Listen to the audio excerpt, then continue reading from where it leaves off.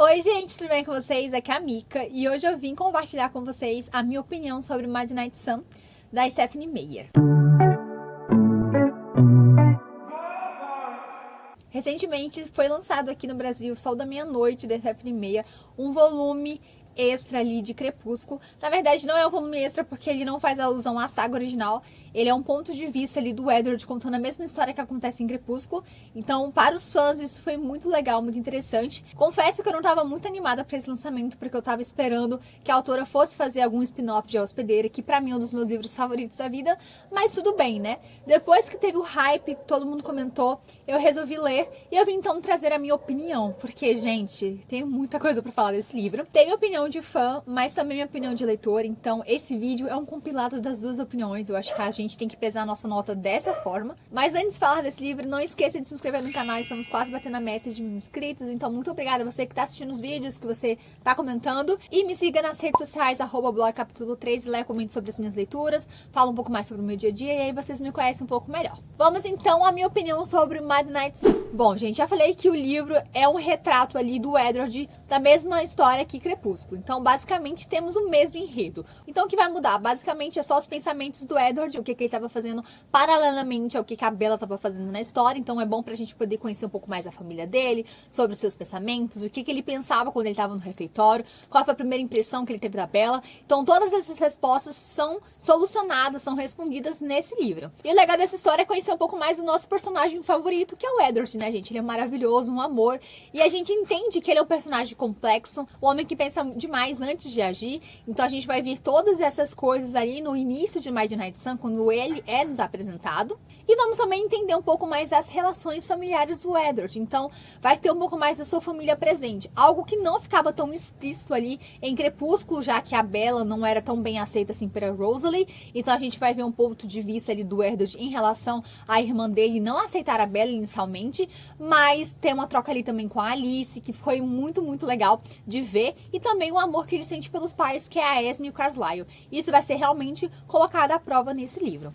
Mas antes de falar dessas coisas, eu quero dizer pra vocês que o livro ele tem 730 páginas, ou seja, quase 800 páginas aí. E eu bato palmas, assim, parabéns pra você que leu o livro em 1 dia ou 2 dias, porque, meu Deus, gente, uma coisa que eu posso dizer pra vocês é que Midnight Sun é muito, muito denso. É um livro muito grande, com muitos capítulos, e os capítulos são extremamente grandes. Então, tipo, tem capítulo de 50, 30 páginas. E o problema dos capítulos serem grandes é que o Edward pensa demais. Ou seja, ele tá criando milhões de teorias, tá criando milhões de possibilidades, só que não aconteceu nada na história. Então, tipo, tudo que ele pensa, tudo que ele pondera em, sei lá, 30 páginas, acontece em 1 segundo. Então, a cena não mudou em absolutamente nada. E isso deixa a leitura um pouco mais lenta. Eu sei que muita gente leu o livro rapidamente porque tava ansioso, porque queria saber o que ia acontecer, mas eu tive muita, muita dificuldade. Apesar da minha expectativa, eu acho que o livro pesou demais, não tava conseguindo. Eu tive que parar várias vezes a minha leitura para poder ler outro livro, porque realmente estava muito chato e muito lento. Então é algo que você realmente precisa saber. Mas é legal? É legal, só que eu esperava que fosse um pouco mais dinâmico. Como não teve esse dinamismo, eu acho que a leitura realmente foi um pouco mais arrastada. Mas tudo bem, gente, depois que eu li, tranquilo. Aí muita gente comentou sobre a cena da clareira, que pra mim é uma das cenas mais...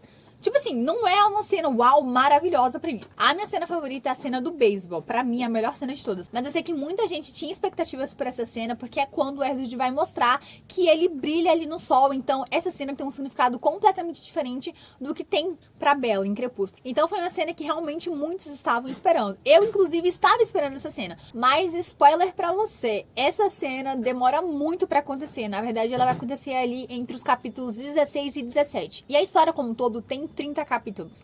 Então, até chegar nessa cena, demora muito, muito, muito. E eu estava extremamente ansiosa pra ler. E é por isso que eu achei o livro arrastado. Porque eu queria muito uma cena em específico. E essa cena estava demorando pra chegar. Mas tudo bem, né? Depois que isso acontece, eu acho que as coisas fluem melhor.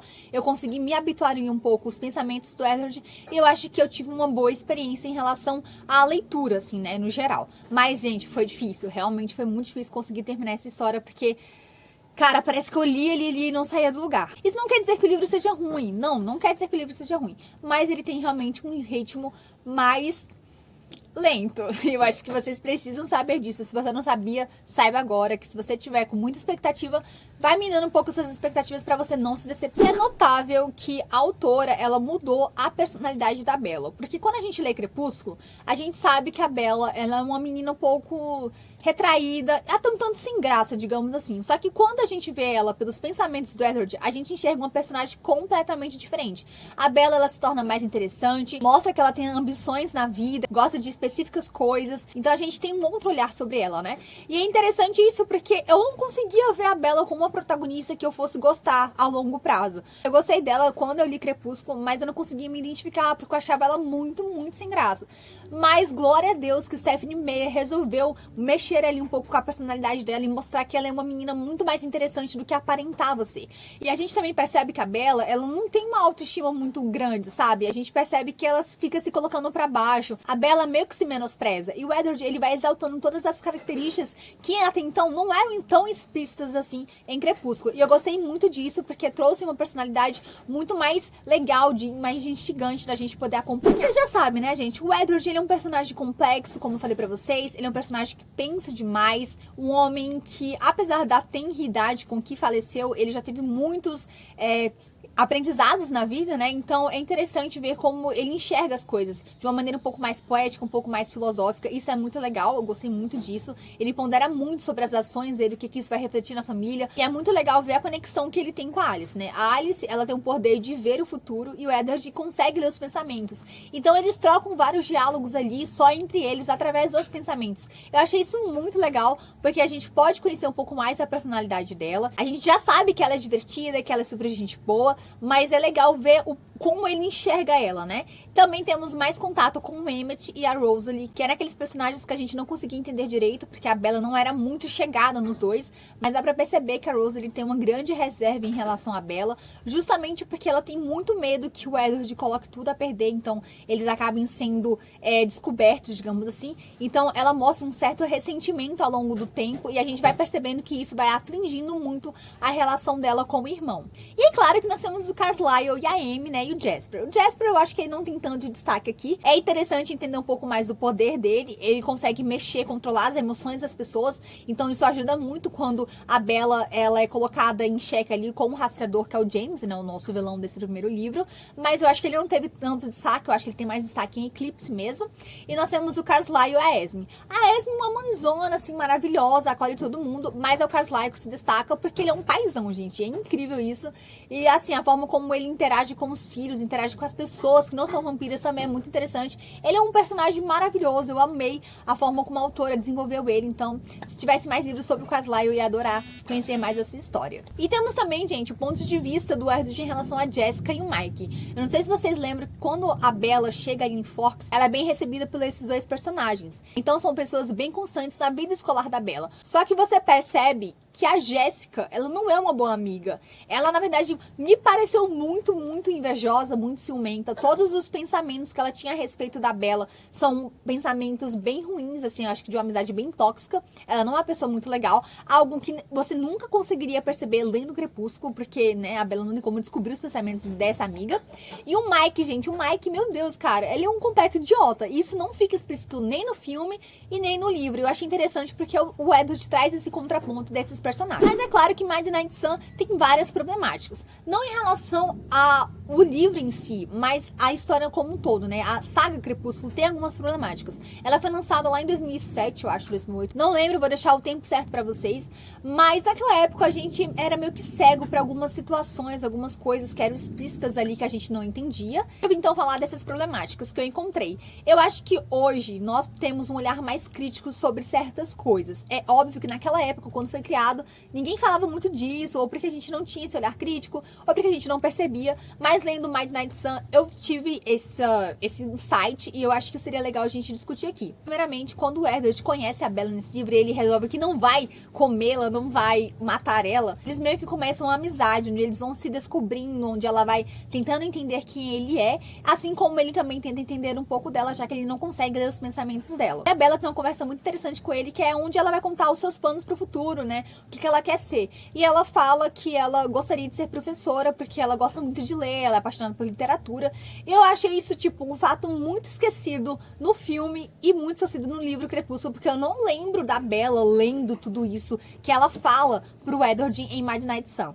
E outra coisa interessante é que ela fala sobre os seus sonhos como se ela fosse conseguir fazer isso. Só que a gente sabe que no final ela acaba se tornando vampira e ela meio que casa com ele, tem a filha, e ninguém sabe o que acontece, tipo, o que aconteceu com ela depois? Ela conseguiu fazer uma faculdade? Ela conseguiu realizar os seus sonhos? Eu senti que a Bella deixou todos os seus sonhos, todas as coisas legais que ela poderia fazer pra ficar com o Edward. Não que isso seja errado, gente, não tô falando disso, mas essa mensagem que a autora passa de que o amor é uma coisa linda e maravilhosa, que você precisa ficar com o amor na sua vida, não acho legal hoje passar pra públicos adolescentes que vão ler o livro hoje em dia. Naquela época que eu li, achava lindo, romântico, nossa, maravilhoso, eles vão ficar juntos pela vida toda. Hoje em dia eu vejo problemas nessa questão da Bella deixar seu futuro, deixar suas expectativas pra ficar com Edward. É claro que é uma decisão dela. Mesmo assim, o fato da autora ter batido nessa tecla, ela falar, não, ela que quer, não é o Edward, mas mesmo assim ela tentar fazer isso, ela engravidar cedo, ela acabar se casando cedo pra ficar com o amor da vida dela, não acho que seja legal hoje, principalmente quando a gente procura personagens empoderadas,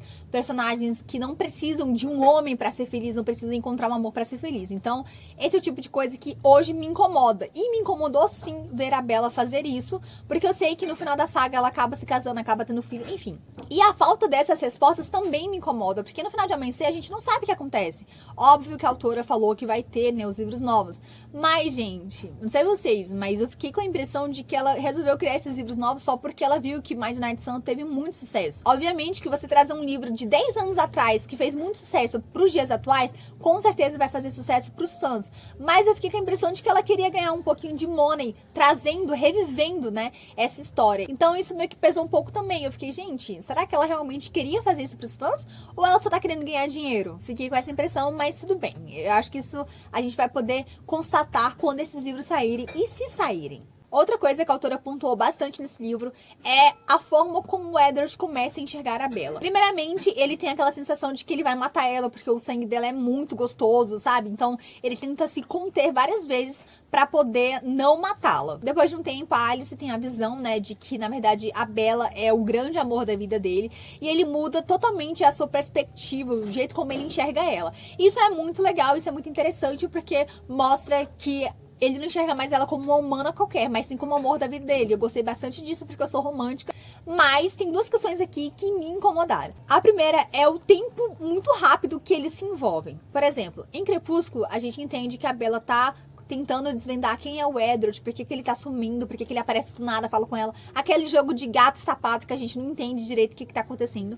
Mas em Midnight Sun, me deu a impressão de que a Bella se apaixona por ele muito mais rápido. Eu entendo o ponto de vista do Edward, um cara que já tá, sei lá, vivendo há 100 anos, então a perspectiva dele saber que vai ter um amor pra vida toda é muito mais intensa do que seria pra Bella. Só que a Bella, gente, ela se apaixona muito rápido pra ele, tipo, sério, vocês vão ler o livro, vocês vão ver que nada aconteceu, que as coisas estão, tipo, fluindo muito lentamente e de repente eles já estão trocando juras de amor. Isso eu nunca tinha percebido em Crepúsculo, mas lendo Midnight Sun, isso ficou muito incrível pra mim. Ficou tipo, cara, é quase um insta-love. Se eu estivesse lendo Crepúsculo hoje em dia, com certeza eu teria reclamado do tempo que eles levam pra se apaixonar. Porque é muito rápido. Eu não consigo levar esse amor em consideração, sendo que eles são muito jovens, sendo que eles não viveram ainda, no caso a Bella, né, gente? Tô falando do Edward. Mas eu fico com aquela impressão de que, sei lá, cara, foi muito cedo, muito rápido, eles já se amam, já querem ficar juntos, como assim? Não faz sentido pra mim, mas ok. E a segunda coisa que me incomodou, e acho que muita gente se incomodou também, é a característica do Edward de meio que ser um pouco neurótico, digamos assim. Quando ele começa a se apaixonar pela Bella, ele começa a meio que ter muito medo dela sofrer um acidente, dela morrer, porque a Bella, ela realmente é muito desastrada. Ela sofre vários acidentes ao longo do livro, a gente percebe que ela cai no chão, ela baixa a cara, ela quebra o braço, enfim. E ele tem muito medo dela acabar morrendo, dela falecer de alguma outra forma. Então ele começa a invadir o quarto dela de noite pra vê-la dormindo, pra meio que, sei lá, cuidar dela enquanto ela estiver dormindo, pra ela não sofrer nada. Isso é bizarro, é bizarro. Se a gente tirar toda a questão romântica do personagem, tudo que ele viveu, isso é no mínimo um comportamento obsessivo e neurótico, muito controlador. Me incomodou bastante ver o Edward nessa posição de uma pessoa que tá lá 24 horas assistindo a outra dormir, cara, tipo, meu Deus, mano. Tipo, o quanto isso é estranho, sabe? Só que, obviamente, a autora ela vai trazer um contraponto, que é mostrar que o personagem percebe que o comportamento dele não é saudável, que isso não é legal, e ela mostra isso nos diálogos internos do personagem, quando ele fala, não, eu sei que isso é muito estranho, que não deveria estar fazendo isso, mas eu não consigo me controlar. Então tem essa parte onde a autora mostra que o Edward está sendo muito estranho, mas também tem a parte onde ela mostra que ele realmente sabe que isso não é legal, mas que ele, infelizmente, não consegue mudar essa coisa, sabe? Mas, assim, foi algo que me incomodou. Meio que mudou um pouco a sensação que eu tinha, a ideia que eu tinha, né, idealizado do Edward, romântico, maravilhoso, sabe? Tipo, faz tudo por mim.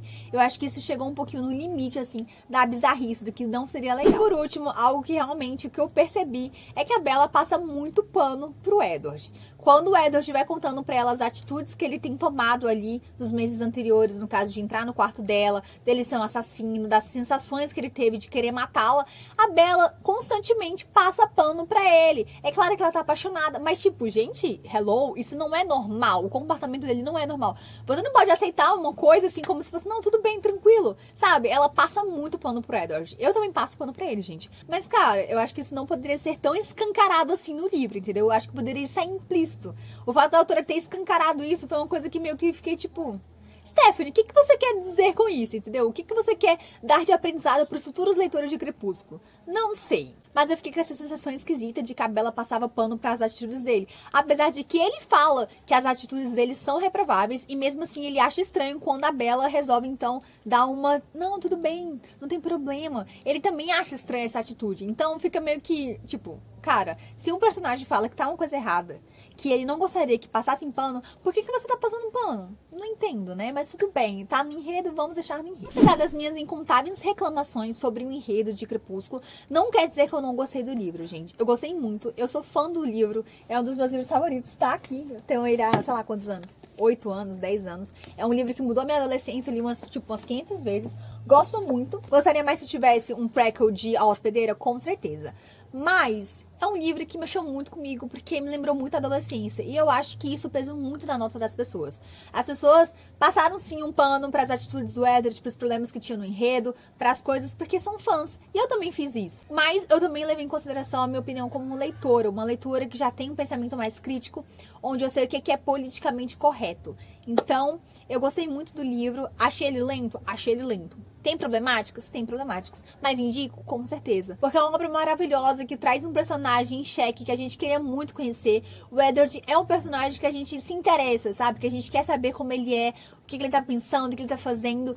E eu gostei muito desse livro por causa disso, porque ele colocou um personagem que é muito bom, um personagem muito interessante da gente conhecer como personagem principal. Mas sim, tem seus problemas, tem uma narrativa mais lenta. Mesmo assim, foi um livro que eu gostei muito, gente. Apesar das minhas ressalvas, eu indico que vocês leiam. Se você é fã de Crepúsculo, ou se você já leu o livro e não gostou tanto, mas quer um outro aval, quer uma outra experiência, leia o Midnight Sun. Eu vou deixar todos os links aqui da Amazon embaixo na descrição, se você tiver interesse. E eu peço pra vocês que já leu o livro, me contar nos comentários o que você acha, se você acha que eu falei o certo, se você discorda, se você concorda, o que você achou desse livro, o que você achou dessa história. E é isso, gente. Espero que vocês tenham gostado, espero que vocês não me cancelem, apesar da minha crítica, da minha opinião gigantesca. E não deixa de dar like nesse vídeo, de se inscrever no canal. E a gente então se encontra no próximo vídeo. Um beijo, tchau!